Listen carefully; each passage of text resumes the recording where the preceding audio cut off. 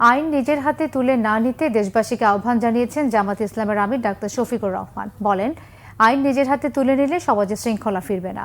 রবিবার রাজধানীর মিরপুরে উলামা ও এতিমদের সম্মানে ইফতার মাহফিলে এই আহ্বান জানান জামাতের আমির। ক্ষমতাচ্যুত আওয়ামী লীগ সরকারের সমালোচনা করে শফিকুর রহমান অভিযোগ করেন, অতীতে দফায় দফায় আলেম ওলামা দিয়ে বাংলাদেশের জেলগুলো ভরা হয়েছে, অথচ ডাকাত আর ধর্ষকরা স্বাধীনভাবে চলাফেরা করছে।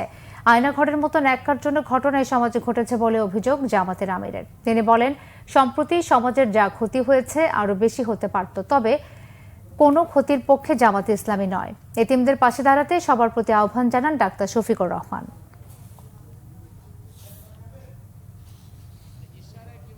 আমরা এমনই একটা জুলমাতের মধ্যে পড়ে গিয়েছিলাম গত 15.5 বছর। এদেশে আলেম ওলামা ছিলেন সবচেয়ে বেশি অপদস্থ।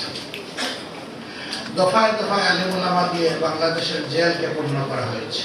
দাগি, খুনি, রাজধানীর নায়ক, ধর্ষক, চোর, বাটপাত, লুঠেরা তারা বুক ফুলে দাপিয়ে বেড়াতো বাংলাদেশের রাজপথে।